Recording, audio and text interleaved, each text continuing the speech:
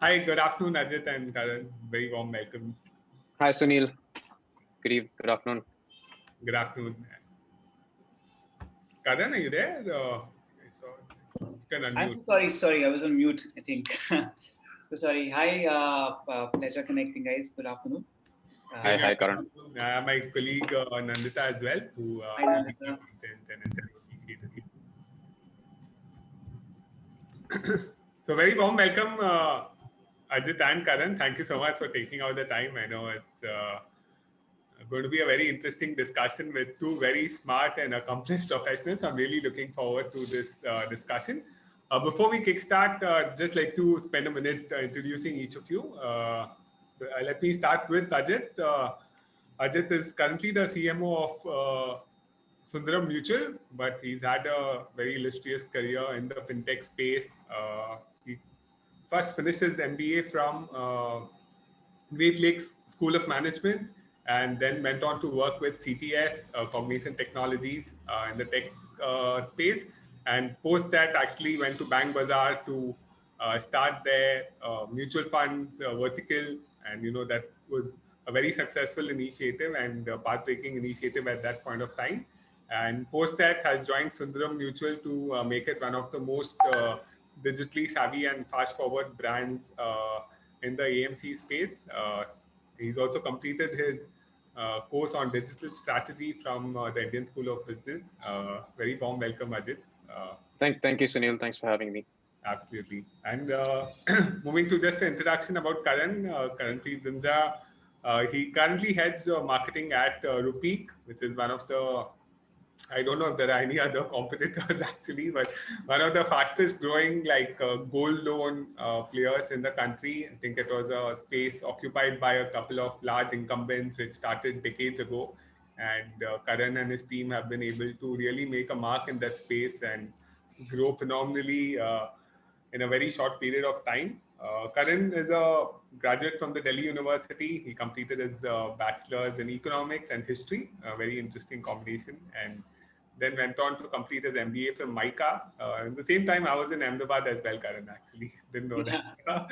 And then went on to Tata Teleservices, then did some very interesting work with Future Brand as well as Dulux, and moved to then FMCG with Marico before moving to Rupeek. So a lot of experience across different sectors there as well. So we have Ajit, who's been in the technology and finance space, and Karan, you've been moving across sectors, including FMCG. So really looking forward to tapping into your knowledge over the next 45-50 minutes. A warm welcome to you as well. Thanks, Sunil. Great to be here. Pleasure. So to kickstart, I think given your like both the companies are very different, like Sundaram Mutual as well as Rupeek, in the terms of one is part of a large group, Ajit, where Sundaram Finance and like a lot of the other companies have been there for decades, and Sundaram Mutual has been able to move into the digital space and make a mark over there. Whereas Rupeek is a digital first brand, right? So I wanted to spend the first few minutes to just discuss in terms of culture. And Ajit, you've been at Bank Bazaar as well, so you've had experience of starting up something from scratch as well. So it'll be great if you can share some insights in terms of the culture for a digital first brand versus working in an environment for digital in a larger organization culture. Uh, Yeah. If So, you sure. Yeah. yeah, sure. So had you asked me this question a year ago, my answer would have been slightly different. Because you had the option of not being on digital. I think today you don't have that option, right? So digital is more a necessity than an option nowadays. So I think culturally things have changed, Sunil. You look at a traditional company like ours, strategically, the vision for growth has always been brick and mortar, right? You go and set out branches, you hire people. It's a tried and tested model. That's fundamentally how businesses grew, and financial services has grown in that backdrop, especially in India, as we've gone from an urban model more into the Bharat world. That's how financial services brands have actually grown. Uh, However, I think with what's happened in the last 8 to 9 months, and we'll probably talk about some of those as we move forward in this conversation. I think the imperative now is the management especially don't have an option any longer, right? You've got to look at digital, and you've got to look at moving into digital across functions, across processes, across systems. It's basically a way of running a business now, has changed completely. In that context, I think the challenge for culture happens when there is resistance, right? So today, there you don't find resistance any longer, because people have understood that there is a need to shift digitally. So if there are, for example, training, right? I'm sure there's going to be a massive lift in terms of training modules given to corporates going forward, because some of the roles which are not inherently digital first role will need to start looking at how can you augment employee skill sets to move into the digital world, right? So I think the challenge would have been far more heavier a year ago. I think this year, because of what's happened, you're going to find employees and organizations embracing digital. So I don't see it being a cultural barrier any longer. And I actually see companies and managements actually embracing the shift to digital more than what would have been the case a year ago. So the pandemic has helped become the burning platform for digital as well. Yeah, I mean, I genuinely believe that. I think, and we'll talk through that as we move forward. But I think this is a structural shift that's happened, and I think it's here to stay. Right, Ajit. No, thanks for that. Karan, it would be great to get your Yeah, thoughts. sure. I think totally agree with Ajit. While he's representing a larger organization, adopting digital, and as the joke goes by that the chief digital transformation officer is COVID-19, which is it's like see, this was supposed to happen much earlier as well, and there were companies, especially in the startup ecosystem, you'll see that they were built on this whole principle and philosophy that things have to get digital to get those efficiencies, both for the customers as well as for the organizations to benefit from.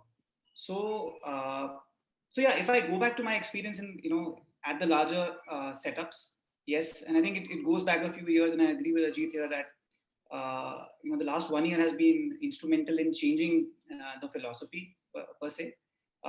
Being at the forefront of the technological innovation ecosystem and startups here, I think we got the benefit of being ready for something like this. This was expected sooner than later, but it happened during this period of time. So for us, I think for Rupeek, it was in the culture itself, and we could utilize all the investments towards building the the whole ecosystem of technology and digital first products, digital credit evaluation to the entire process. So yeah, this has been, that's why, a very helpful period, strong tailwinds. Right, Karan.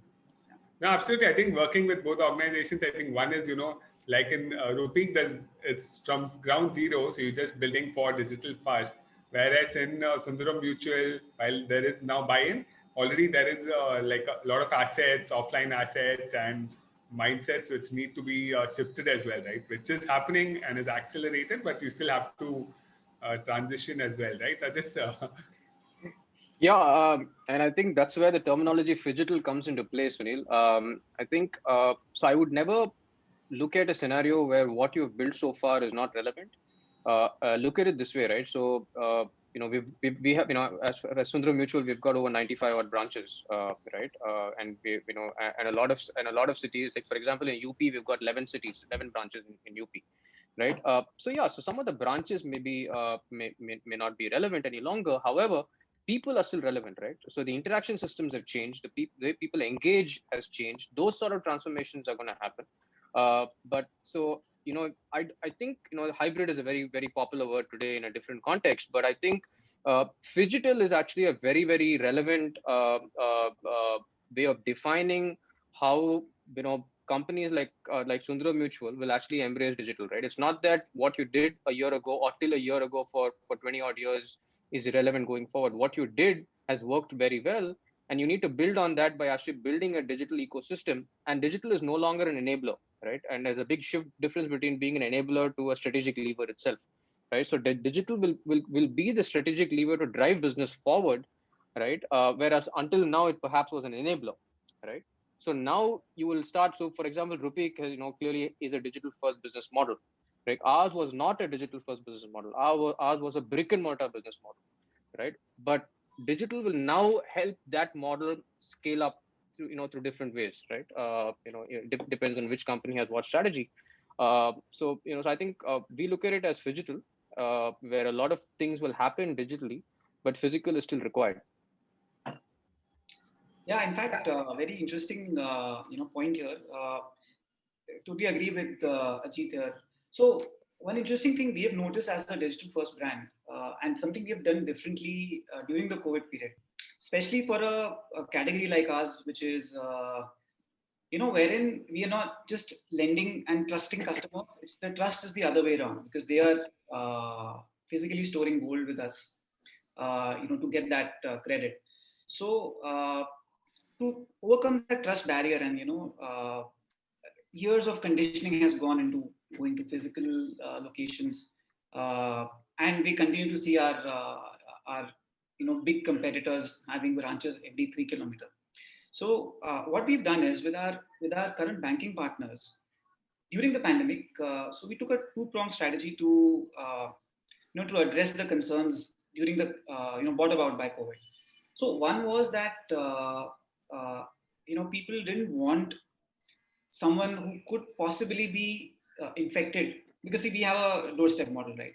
So while some people were very comfortable with that they don't have to step out during this period of time, and then there was another big segment of people who wanted the comfort of the transaction happening in a physical location, just to get the trust going, and for the peace of mind and the cultural conditioning that has happened.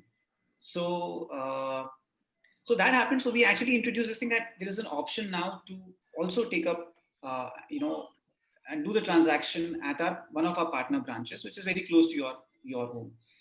And we saw that once we started offering both of these options to the customer, the conversion percentages actually increased, from a lead to a conversion. So yeah, I agree that while there is a very high adoption and certain categories might completely remain digital first, but a good mix of physical and digital, and what we call the omni-channel sort of an approach for fulfilling the demand, will be here to stay. And we have to have depending on the category, a good combination of the two. Yeah, I think especially with something like gold, right, where people are very emotional and a lot of sentimental values also attached to something like that. Yeah, Nandita, absolutely. So, so like I said, the trust is the other way around, right? We don't. So, as being a lender, we don't say, will you return, the amount taken or not? It's more about the customer saying that will you return the gold taken or not. So, and because of the whole, cultural conditioning, that this becomes even more important. Right. Yeah, actually, our next question was around that. Given that a lot of people have come online, especially in the last 3 to 6 months, right? Have we changed any of our strategies, and how has that really, seen a effect in your campaign strategy and costs? Yeah. So just a background to this, Nandita. So I think the disclaimer that I want to add as far as mutual funds are concerned is you take someone like me. I've been investing for the better part of the last 15, 16 years. I have never invested offline. My first transaction was digital, and I continue to invest digitally. Right. So there is this sense of excitement that people have that everything is digital today. Right. I think the key difference is digital was there in a certain way. It existed in a certain way. So you look at our industry, we have three key stakeholders, right? You look at the manufacturer, which is the asset management company. You have the distributor, and you have the distributor or the advisor, who essentially takes the product to the customer. And then the third stakeholder, who's the most important, is the end customer itself, the investor, the customer. You have the regulator who oversees these three stakeholders. But so if you look at the customer was actually the first to go digital, right? The customer went digital way back, right? So a few years ago when I was at Bank Bazaar, I launched India's first paperless instant platform. But that was paperless because the onboarding process was paperless, right? 16 years ago, when I opened a mutual fund account, I had to open a physical mutual fund account, and then from there on, transactions were paperless, right? Because we had net banking, etc. But the onboarding process was paperless. But guess what? Over the last 3 to 4 years, consumers have started opening, mutual fund accounts in a completely paperless manner. So I think consumers moved digital, a lot earlier. Distributors and advisors need to take products to customers. Now, that's a question of which generation they belong to, right? So I meet a lot of new age distributors and advisors today who continue to do their business digitally, right? And this is to a certain extent pre-COVID, who did their business digitally, right? They met customers virtually, and they logged in transactions digitally, and they serviced customers digitally, right? And some distributors did that a bit of physical and digital, whereas some of the older distributors and advisors preferred the physical route, right? And you look at manufacturers like ours. Ours was a very different business model because we had to cater to both generations of distributors, right? The older generation of distributors who like physical, so we needed to do things physically. There is a younger generation of advisors and distributors who like to do things digitally. And then there is this entire ecosystem of fintechs that have emerged, like Bank Bazaars, the Paytms, the Zerodhas, the Grows of the world, who are 100% digital, right? So we need to ensure that we're able to cater to them as well. So all these things happened pre-COVID. What's happened in the last 6 months, there's been no option for the distributor or the advisor to meet the customer physically. So he's got to meet them virtually. He's got to meet them digitally. And there is absolutely no other way for the manufacturer to interact with the distributor also, because we don't make sales calls physical any longer. We need to meet them virtually, right? So the sales team needs to meet the distributors and advisors digitally. The customer was always digital. Today, the customer says, look, I don't have an option. I have to do it digitally. So what's happened over the last 6 months is that there is, and this is a cliched word, I don't like using it, but for the benefit of this meeting, it's the new normal, right? So the distributor, the advisor, and the manufacturer's interaction with the distributor advisor has completely moved remote, right? And we launched an NFO a month ago, a new product launch, which was completely remotely managed and launched, right? Whether it's at our end, the manufacturing end, the engagement of the distributors. We spoke to over 20,000 distributors in a matter of 2 weeks.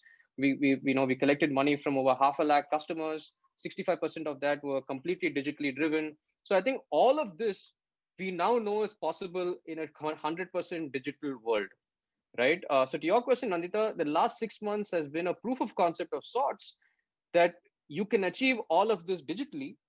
And consequently, there are significant cost efficiencies that come in, right? So to give you an example, at peak, we used to print 1 million forms during a product launch. 1 million forms a product launch. I used to print over close to 2.5, 3 million collaterals outside the application forms. Guess what? This time I printed only 100,000 of everything, right? So from 3 million down to 1 lakh. So there was no demand for physical collaterals at all, completely. So that obviously is direct cost savings as far as we are concerned, right? So those sort of cost efficiencies come in. Distributors love it because their ability, the cost of sell, right? The cost of selling to a customer has also come down significantly because he doesn't need to take his car, bike, go and meet people, the time spent. He can do 3 to 4 calls a day. My sales team's productivity has also gone up, right? Otherwise, he's got in a city like Bombay, he can probably do 3 to 4 calls in a day at max. Today, he's sitting at home using Teams, Hangout, Zoom, whatever it is, or WhatsApp calls. He's able to connect and make many more calls, 2.5, 3 times the number of calls that he would ideally make on a normal day, right? So productivity has gone up, dramatically. So I think these are some of the benefits that we have seen over the last 6 months. So I would really look at it as a proof of concept that has been fairly successful. Right. Yeah. Right, Ajit. Karan, do you want to say? Yeah. Please. Yeah. I think I shared a bit on what we did. Similar to, I think, Sundaram, so our business also has, when you look at the funnel, there is a sales process that happens where the stuff is explained, and then yes, that involves visiting the customer's premises, talking them through, giving the collateral, then following up. We always wanted to improve our unit economics by making these things as much digital as possible. So we piloted with video sales system. Yes, there were a couple of issues internally. People getting used to the whole Zoom and the Google Meets model, data not being there, not being at the right place. But what we've seen is that there have been a couple of insights that if sorted, then it's actually a viable model. And for us also, we've seen a similar amount of productivity increase for the sales team on the ground. The travel time, and then the travel cost associated. Also the serviceability. So a lot of times we were not able to give meeting on the same day because of the sheer constraint. And there was always a problem in scaling, right? Because especially when you are in a hyper growth setup, the projection of how many people we need next month is always a challenge, right? Because a lot of times, most of the time, actually, it happens that we grow faster than we anticipated, and then we are not able to fulfill certain sales meetings. That's a good problem to have. So with the increased productivity, more meetings, and then changing the collateral and digitizing it. So we have created stuff which can be shared and is now optimized for a mobile screen or a laptop, and which was earlier conceptualized to be a print collateral.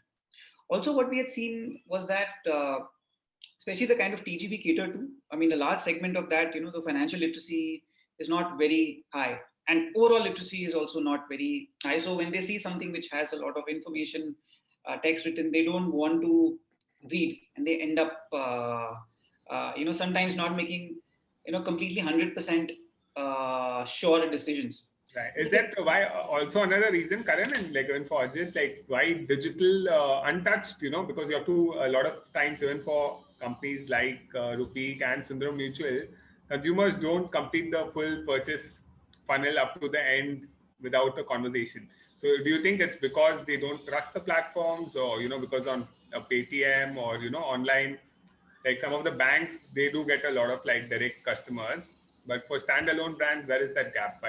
By consumers not completing the cycle online? Right. So, see, I can talk about us.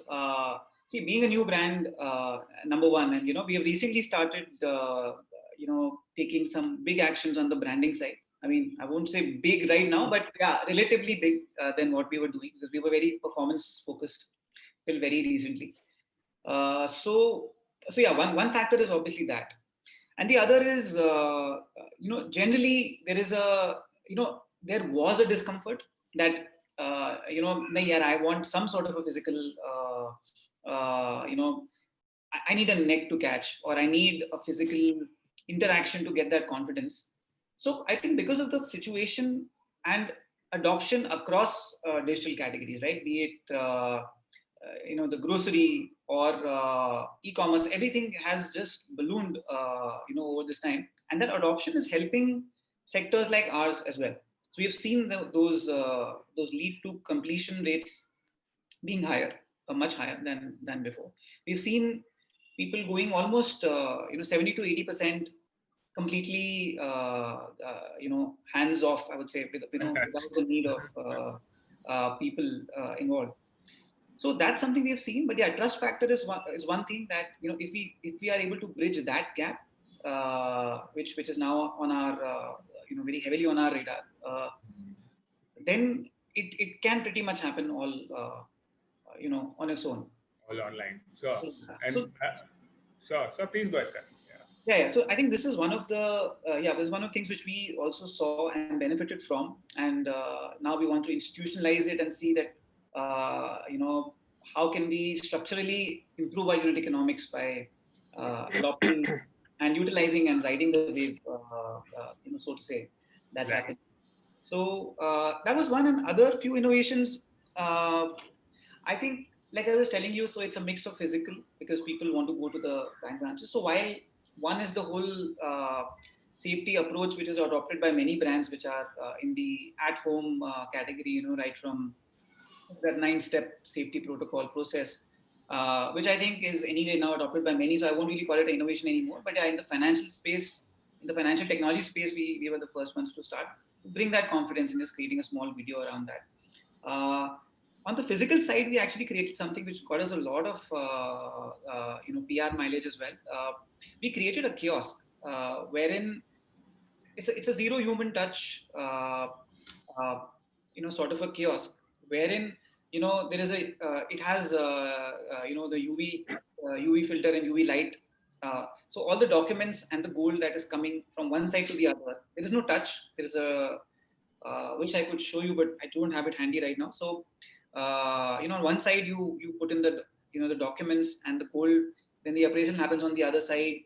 So and the conversation is happening via a mic, which is and it has a completely, so there's a guy in PP equipment in completely closed glass environment, and on the other side is the customer. So customer is still able to get that feel, yeah, there is a physical touch point, I'm getting the trust, but at the same time keeping the customer as well as us safe. So this we experimented with Federal Bank, and we got a very good response, and we are in the process of expanding that. So and this goes towards the brand building piece as well, because one of the values we want to project as a brand is that we are a very tech savvy brand, because only then would people prefer to interact with you if you stand about technology.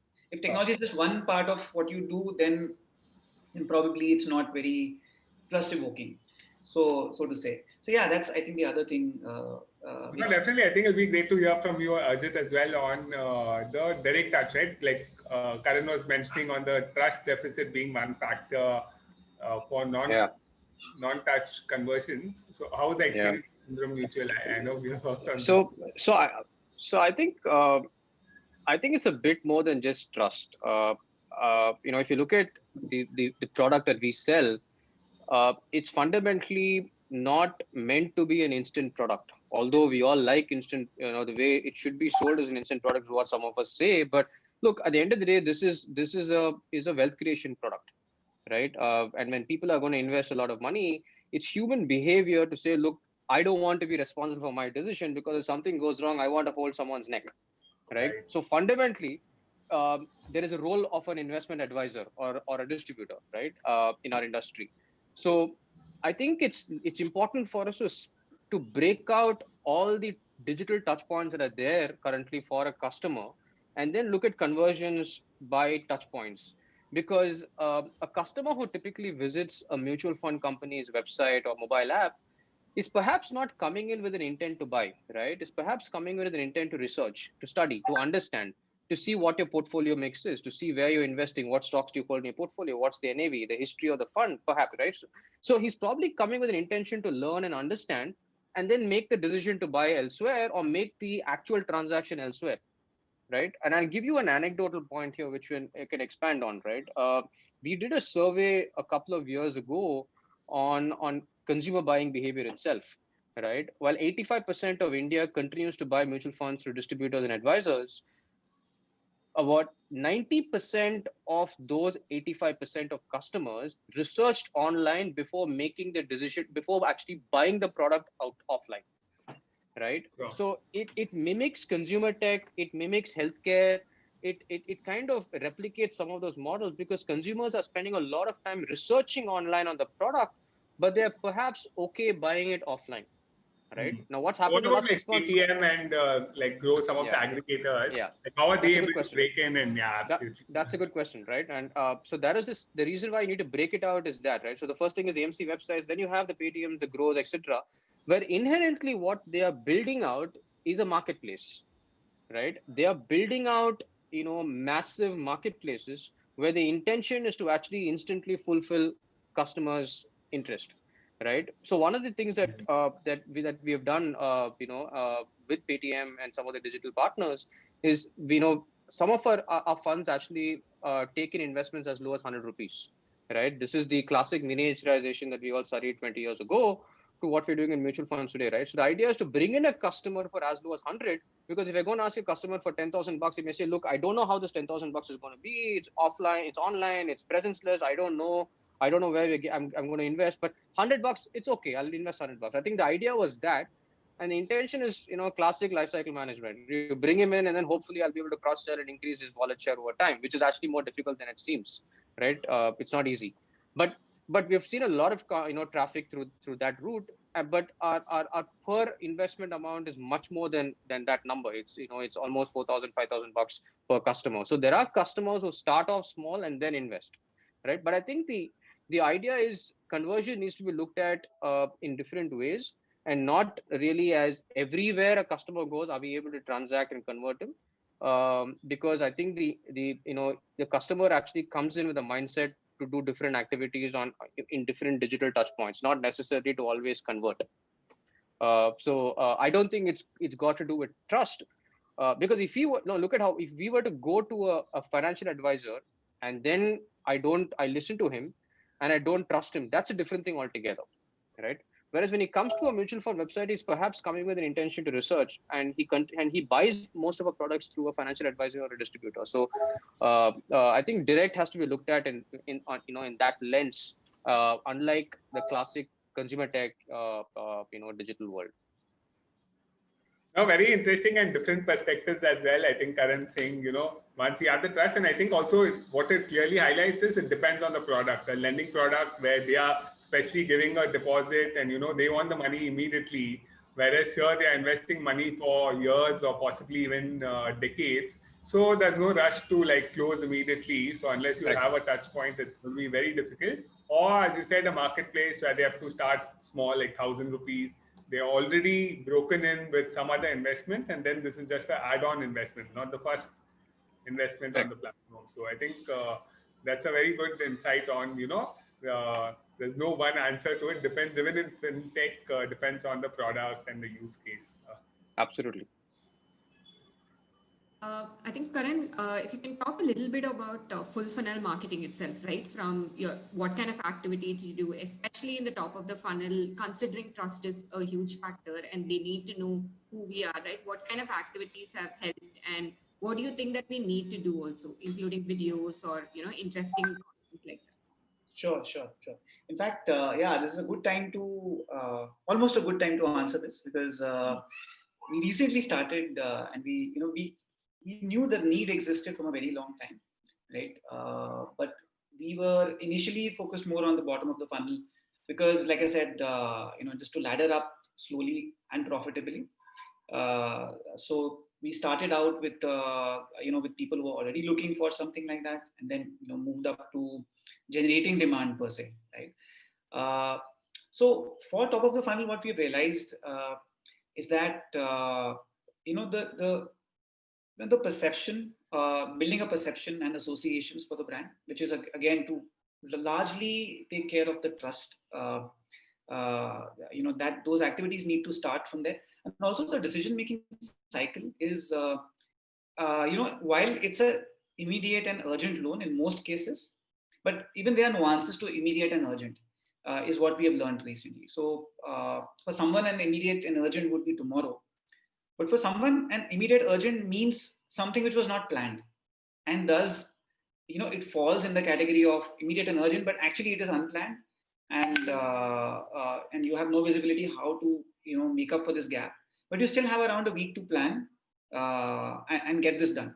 And also in our category, there are many times wherein, and I would say 30 to 40% of the times, where the loan is taken to generate growth. So it's all the traders, all the the manufacturers, they're actually using the loan to create opportunities, to actually act on opportunities in the market, and thus they have a longer period of planning for the purchase. So we realized that to cater to this, we need to have a full funnel approach. Now, when we talk about that full funnel approach, so it's about of course, is the digital ecosystem and property, which has a fairly good distribution amongst our current TG, and then the traditional channels. So we did a lot of media insighting and surveys and interviews with the customers, and realized that the vernacular consumption of content is very high amongst this TG. So it required a big change in mindset, especially for a new brand, because now you are investing, early, and you will get the returns over a slightly longer period of time, right? So in the traditional sense, if we look at a CAC, that's going to initially jump, and I think that's some a huge amount of internal alignment has to happen for us to do that brand building, and obviously measure very closely on what's happening. So in terms of now what to say, where to say it, and how to say it, I think they are the three parts of the framework, right? So what to say is a mix of, again, coming from insights that why does a person take a gold loan? How can we broadly segment? We don't believe in over segmentation, but broad segmentation basis use cases is important. So in our category, we realized that why would someone opt for a doorstep gold loan? Many reasons, apart from the cost benefits. Big reason is privacy, right? Because this is something you don't want to be seen doing. It's almost like a taboo, right? That you're mortgaging your gold. And coming from way we are in, and that's what you spoke about earlier as well, right? The cultural stigma, the social stigma attached to it. So we realize that this is a big problem which we are solving, and we need to create. And this is a big differentiator for us also, because we've been the only full-fledged digital at-home provider. So yeah, we started this approach. We created a few video assets because nothing like video for really building an imagery. And AV really built that imagery for us. So we had a small 15-seconder creative which went on television, and a big investment on the digital side as well. So given how beautifully the segments are available now in the digital world, in Facebook or YouTube, so we could figure what is the kind of affinity which the people who are already coming are having. And also we also realized that if you want to grow 10x from here, it's not the same kind of audience which has got us this far will take us to the 10x level of growth. So built a few hypotheses around those as well. And yeah, we started with the classical 15-seconder, 20-seconder sort of creatives to build and drive the messaging. Then whoever was engaging, then we built many retargeting cuts of those to drive the message. Now, why we are doing this? It's a very obvious answer. We've actually seen tremendous improvement in our conversion rates, in our cost per transaction, which has gone down for the digital medium specifically, and overall for the organization as well. So in terms of ROI, like I said, the campaign is still on, so it's too early to say. But very clearly, the moment we went full funnel on Facebook and on YouTube, our cost per transactions actually has come down drastically.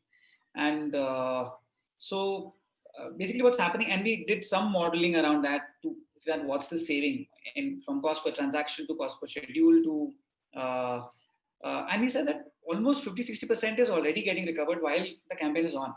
And the long-term benefit is obviously, so very soon, I think in a month or two, we will have the ROI at least for the digital spend in place. And we'll also measure the other brand elements in the course of time. So while we always knew it, it just took time and waiting for the right time to hit. And this time is very conducive for a brand like ours, a category like ours. So yeah, we are seeing the benefits in a big way, and we continue to scale up and try out new channels as we go along. So Karan, maybe you can play the video as well, and I actually wanted to play when Ajit, you can play one of the NFO videos if that's fine with you. And Sure, Sunil. And then maybe Absolutely. discuss on the top of the funnel part in more detail. Sure. Yeah, I'll just play the rupee one first. you have it. Okay, perfect. Yeah. Yeah, so actually, I'll give you a brief genesis of this. So we actually started out. It was, a classical quarter end, month end pressure, and say like, okay, let's do something. Let's do something we haven't done before, and maybe, and we didn't have a video asset, right? And to be honest, we don't even have a brand agency. We didn't have a brand agency for this. So this was created literally over the course of 7 days within the team. It was written and done directly with the production house on a very short period of time, and purely built on the insight of privacy, which we never realized before research that this is actually this big for a category like ours. So so yeah, it was just like a week's uh, Work work off. and No, push. let's And check it out. I'll just play it now. Absolutely, 1 second. I'm just gonna play a couple of the videos.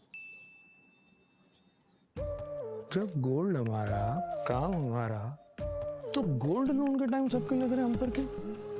इसलिए रुपीक अब बेफिक्र लीजिए घर बैठे gold loan, लो interest और 100% privacy. Visit rupeek.com. Wait, I'm just gonna close that. Yeah, they one of the Sundaram ones as well, which was one of the NFOs. Some call it multitasking, some call it commitment, but most of us always wonder, how does she do it all? She gives her best in every situation, using flexibility to her advantage and striking a balance at every step. Strike the right balance with flexible moves with Sundaram Balanced Advantage Fund. Mutual fund investments are subject to market risks. Read all related documents carefully. I don't want to skip the disclaimer, but yeah. yeah, it'll be great. I think, Karan, we heard from you on the privacy being an interesting insight, right? Which you like digged into in the creative. I think maybe Ajit, you want to share on your. And welcome to Sundaram Mutuals. Yeah. Sorry, Sunil, I missed that part. There was some background noise. Yes.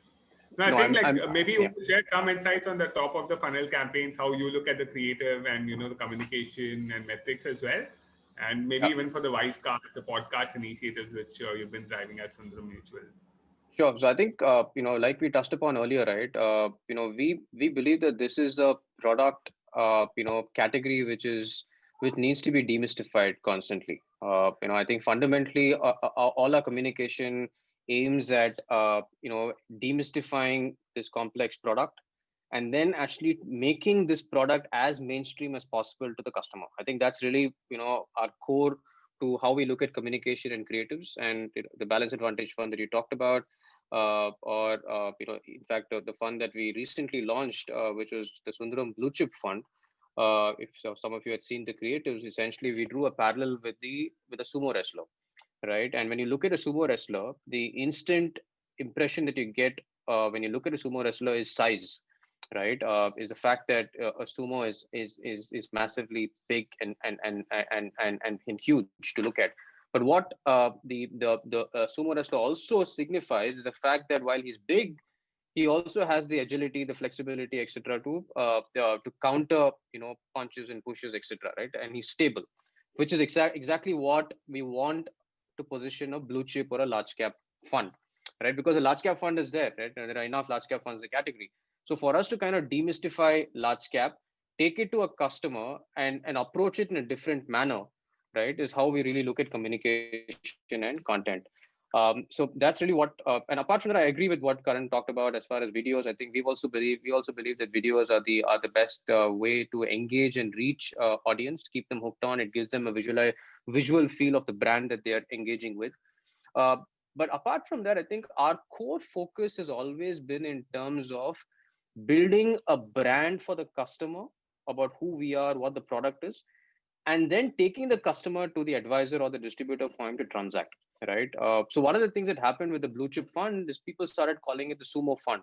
People continue to call it the sumo fund and not really the Sundaram blue chip fund. And we're perfectly happy with that, because we want it to be called a sumo fund and not a Sundaram blue chip fund, because there are enough blue chip funds in the industry, right?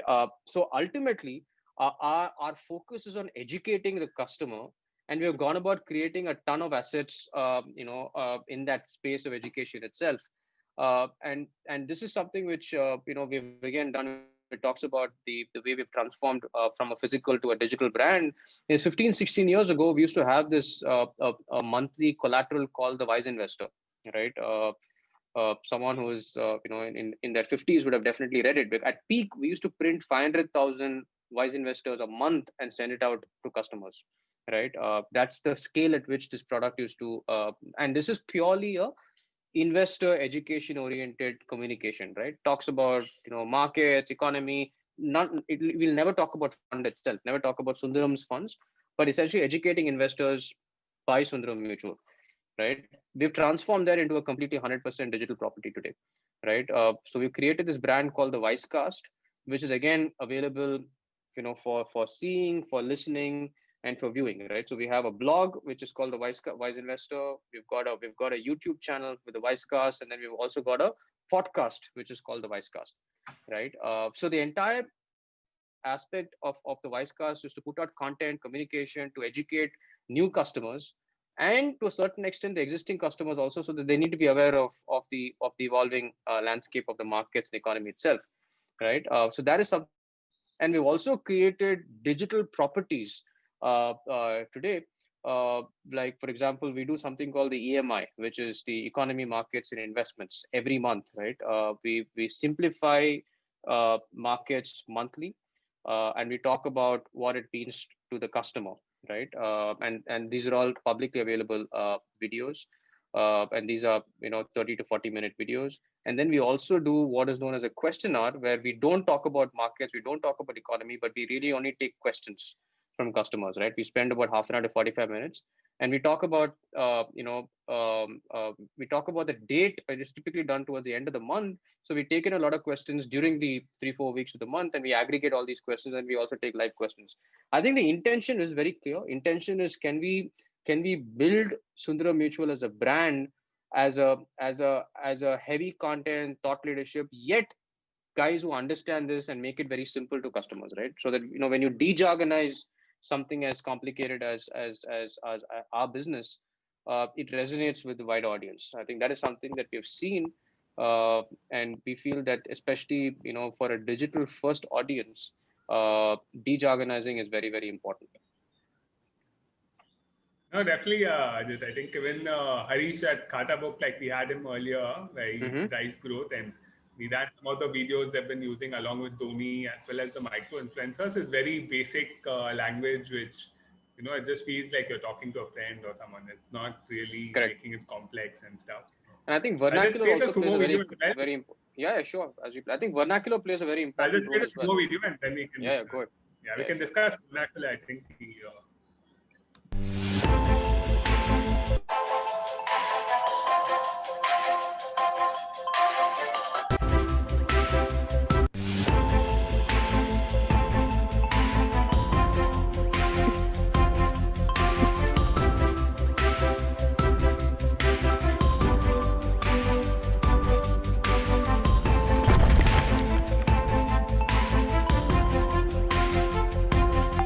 Mutual fund investments are subject to market risks. Read all scheme-related documents carefully. I think in both all the 3 videos, you can see the communication is the focus and not necessarily the set or just the high production values. I think that while they have absolutely, yeah. I think even Rupeek, he finished it in 1 week, so the message seems to be get it out there. Do it cost effectively and keep the focus on the message rather than on the way it's communicated. Absolutely. In fact, just to add to what Ajit was mentioning, especially in financial services, even for us, because the financial literacy level, I think, is still in India in general is very, very low, and especially the more you go middle of the pyramid, the worse it gets. So for us also, like, transparency is one of the key values which we have set out, because in the market there are a lot of predatory lending practices. So for us, transparency becomes very, very important, and education becomes very, very important. So all our collateral, so we made a couple of explainer videos just to demystify that how does it happen, and why are we able to offer a lower rate than others, where is your gold stored, all of those things is done So for us, it's almost 7x or 6x the amount of work, because for every item we create, we create it in all the languages in the cities we operate in, because the resonance there is extremely high. And while in terms of when we look at CTRs on ads, there we don't see that much of a difference. But in terms of comprehension, for more complicated stuff, their vernacular does play an extremely important role. And for us also, it's always a challenge. How do we make it simple? How do we make it visual heavy so that they know what they're getting into? Because we want the customer to be happy. We strongly believe it's a very high lifetime value category. So things like just like credit cards, in gold loans as well, there is the products are built in various ways. So one of the ways products are built is that you have a good low entry point, and then you have a commitment to make timely payments. If you miss those payments, then the interest slab changes, right? Which is a common thing, and it's all about setting the right expectation at the right time, and explaining this complex concept that how, why, and how, right? So simple use of green and red colors, or a basic easy to consume diagram which kind of demystifies, creating analogies that how why is it taking more than a day to to release your gold. And then we kind of say that just like how it happens in your popular e-commerce apps, and so making it dummy proof literally is I think I don't know if you had a chance to see the Netflix documentary series on the bad billionaires, right? So it talks about Sahara and how despite I don't want to talk about the quality of the organization, but they demystified it. So we definitely need genuine organizations like Rupeek and Sundaram Mutual to have the highest bar on transparency and communicate effectively, because otherwise the wrong people will get the business, which is really bad for the country as well. True. Yeah, absolutely. Yeah. And you're talking about vernacular as well, Ajit. Do both of y'all want to just share in terms of since both are mass market, how have you all seen it, both at Rupeek and Sundaram Mutual? Yeah, so I think we feel vernacular is very, very important from a content point of view, but also from a transaction point of view, right? I think if you really look at the amount of traffic that's coming from tier 2, tier 3, cities, in fact, that's a lot more than what you see from the top 8 cities today, especially in terms of volumes of transactions, right? So I think Bharat is up and ready, and they're all connected. They're all digitally enabled first today. So I think vernacular going forward will play a crucial role. What we have not yet seen is vernacular, adaptations of websites and apps at the scale at which I think we should have moved. That's not moved yet. I know there are brands doing it, but I think it's a bit of both, right? I think some of them believe that intuitively the design is such that language really doesn't matter, and you can, from a behavioral point of view, you can get customers to transact without the language being relevant at all. But I still believe that that's an area that needs some work. But otherwise, we have seen extremely positive signs as far as content is concerned. So like I talked about earlier, some of these properties that we run, whether it's the EMI or the Questionnaire, we also do a vernacular version of that. We've done it in Hindi. We've got a property in Hindi. We've also done Tamil, because Tamil Nadu is also a very, very important market for us. And both Hindi and Tamil have seen very, very good traction. So we believe vernacular going forward will be a very, very important area. Also, this time for the product launch that we did, all the collaterals or the entire collateral assets that we created were all vernacularized, and they were all vernacularized in 8 languages. And today, the scale at which you can do it is unprecedented, right? You can put these things together in super quick time. So we were able to vernacularize the entire, collateral basket across 8 languages. Right. And I that can was see received very Nandita well. is happy to hear that she leads our vernacular teams as well. So Yeah. I think definitely. Karan, do you want to step in? Yeah. So in fact, so before here with Marico, when I was in the Dubai market, it used to be, whatever we are doing, it's in English and Arabic, and it complicates things 2x. Now we are working in 8 languages, so it complicates things in text. But I think extremely important. In fact, now we are structurally building our org, to be vernacular ready, because we know that the audience we are catering to, how important vernacular is. And it's not just going vernacular, because what happens is it needs to be given its due, share and importance. And for example, if we are doing something in say a Tamil, right? It'll be what we meant to say so we are thinking English or Hindi first, right? Yeah. That's also one change which we would want to do moving forward, that you think vernacular, because a lot of literally loss in translation happens. And then you have so we built a structure of language champs, and we also try to ensure that at least in marketing team per se, we have one representation from all the languages we operate in. While it's not a mandate, but it's a preference, because and we have set up language champs cross-functionally as well. We've aligned it organizational structure-wise, that he will spend XX percentage. It's a very small percentage, but still, that a senior enough person who is a native to that particular language will spend this much time checking those creatives. And these are not just the creatives which go out as above the line creatives in the market, but even the collateral, even basic stuff, we take it very seriously, and we kind of build it in the org structure likewise. And I feel that's very important for many organizations which are catering to the middle of India. That's one good learning and insight I think I would just want to share, and that has helped us because people are resonating. Because if you don't do it right, like it can actually backfire, because they say that, yeah, this brand doesn't understand me. He's written something which is sounding funny and not what it is intended to be. So yeah, working with great partners who understand vernacular, I think, becomes extremely important, and setting up that ecosystem internally and externally is very important. Right, Karan. No, absolutely. It's been great working with you on the vernacular side as well. Nandita, you want to? Yeah, I think one thing we wanted to also ask when we saw that Sumo Fund and the other one, right? We always ended it with that long message of a regulatory message, right? So how does that, when you're creating your campaigns, how does that impact, or how do you work around it? Around the regulation, basically, Ajit.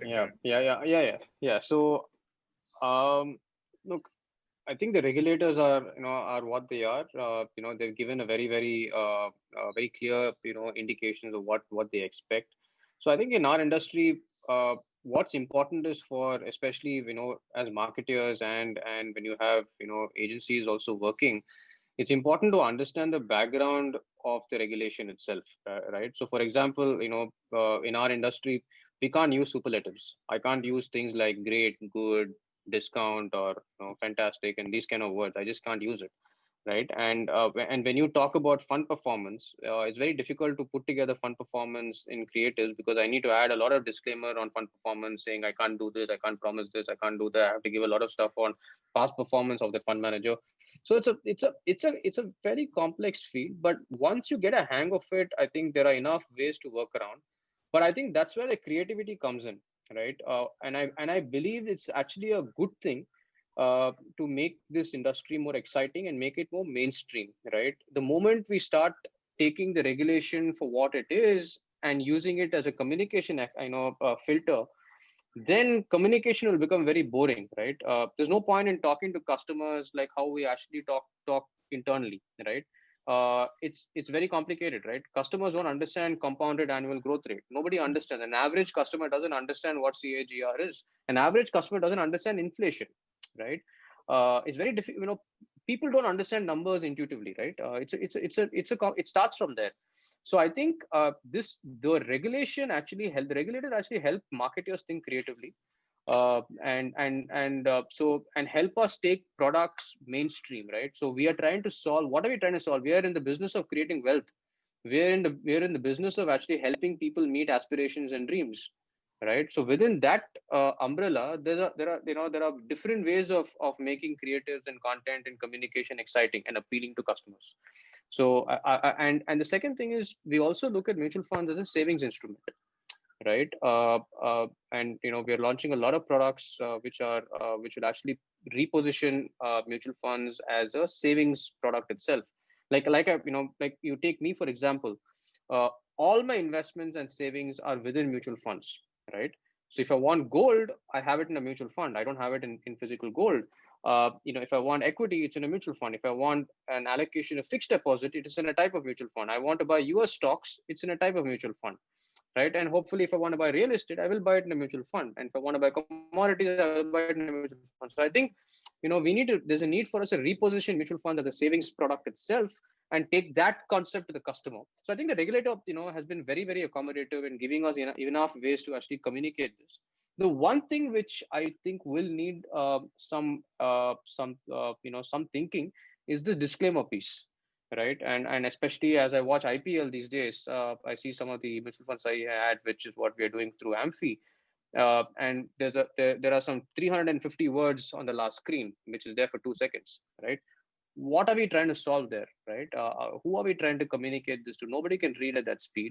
There's too much content. What are we saying? Do people actually read it? So I think there's a bit of maturity that also will come in. I also understand that the regulator is thinking through these, and I think maybe sooner or later we'll have that solved as well. So I think that's the only piece that needs to be solved as of now.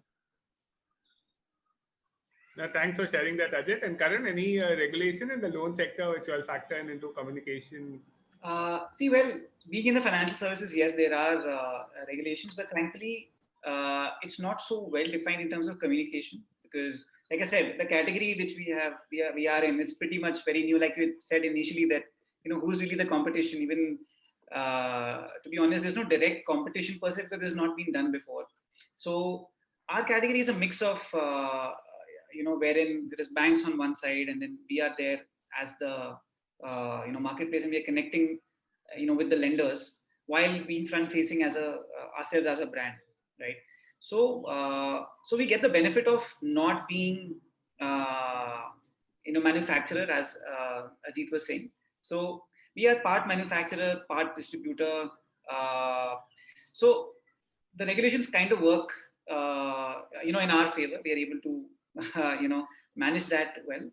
But I think overall, if I speak about regulatory, I think if you look at the fintech space in India, the regulators are fairly, doing a good job in terms of, opening that regulatory sandbox that you can try out new things. Yeah. So, which is what actually makes the future very interesting, because it's fueling innovation, especially in the lending side, on integrations that are happening with various, most of the systems are getting connected as we move along, which will bring in more data, which will really democratize the the lending setup.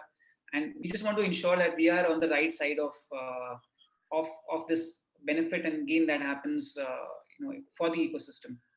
So yeah, in terms of regulators, I think we have been kind of lucky so far, and we don't really know. I mean, we may be sitting on a risky wicket. So if you saw the the ad, I mean, we have put in those small star marks where 5-point size text.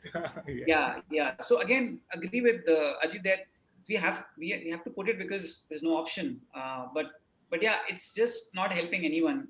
Truly speaking, we are just saving our this thing. And is it really helping the customer?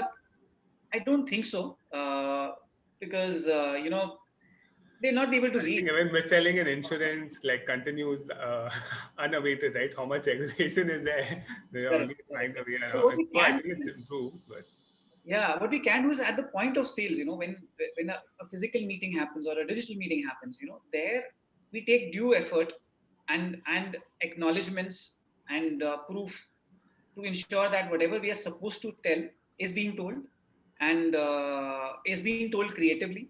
Right, like I was mentioning earlier, that we have created those, what you are getting into very clearly, almost created those danger signs that, if you don't pay monthly on time for this particular product, interest may jump. If we don't accept cash payments, things like that. If we very creatively tell this upfront and get that acknowledgement in, then we are regulator safe. But yeah, in mainline communication, I don't think it's we just need more maturity from the regulator. Right. No, I think it's great to have a very. Ajit, you wanted to add something? Yeah, just if I were to add just a couple of minutes, Sunil. So I think if from a regulator's point of view in our industry, right, I think the regulator has been extremely, proactive from 2 points of view. One, because you touched upon mis-selling and insurance, and I wanted to talk about that from a SEBI point of view. I think the regulator in our industry has been extremely proactive as far as identifying different pockets of potential mis-selling. Right. So if you look at the product that we sell, inherently, what's the value proposition? I'm investing in the markets. I can't promise anything, right? Gold loan, he can promise a loan. Credit card, you can sell a credit card, right? To insurance, there is an insurance cover. What do I have? I can't promise anything because my value proposition is very fuzzy. It's up in the air, right? So at the end of the day, marketing, communication wise, the regulator is very clear that, look, talk about the concept, talk about the idea, but you can't promise anything because you don't control what you're selling, right? But apart from that, I think the regulator has done a fantastic job in terms of streamlining the ecosystem itself, right? The way he structured, the entire eKYC onboarding, digital onboarding of customers, digital onboarding of distributors, understanding how UPI should be used for mutual funds, breaking through, digital verification of bank accounts. I think some of these things the regulator has been extremely progressive in our industry. So I think net, we're very happy. Yeah, we're very happy with the way SEBI has moved. No, that's nice. I think very rarely is regulation favored. So I think it's good. I think even in e-commerce and all, like actually regulation has helped streamline and make things very legal and clean.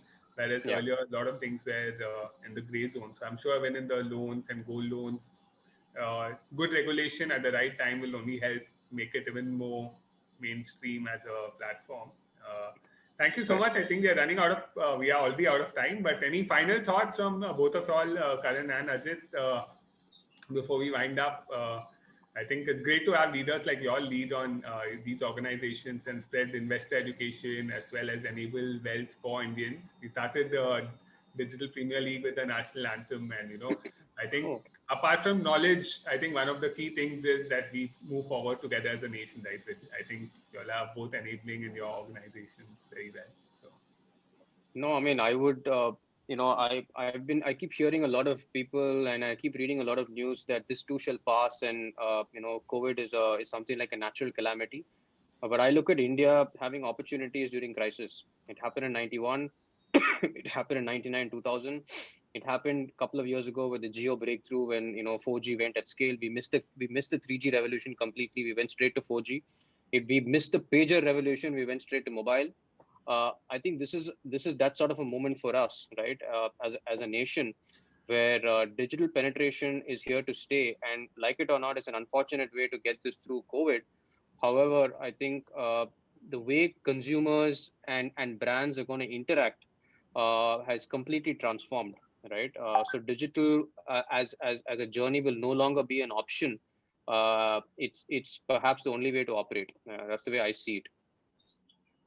Thank you, Ajit. Absolutely. And Karan, any final closing comments? Yeah, no, I think very healthy discussion, very insightful. I think pretty much, in line with what Ajit also said, that we are at the cusp of very, interesting phase in the financial services industry. And by adopting and going digital first, it's actually a very big opportunity we are sitting on. And COVID has created, has forced many of us and has created the right environment to, really pivot from. So I'm very sure, those who are looking at it as an opportunity, are progressive enough, have the right culture and mindset to capitalize on this, we'll be creating a lot of value, both for the organizations and for the consumer. Right. No, absolutely. I think I was talking to Meenakshi from Google a few days back, and she was saying this is possibly the opportunity of a lifetime in the digital space, because never again are we going to get such a steep curve in digital adoption. This is going to be the once in a generation opportunity. And thank you so much. With that, we'll end this session. Ajit and Karan, it was really a pleasure talking to both of you. And thanks, Nandita, for co-moderating the session with me. My pleasure. Thanks, Karan. Nice to meet you. Thanks, Same here. Sunil. Thanks, Nandita.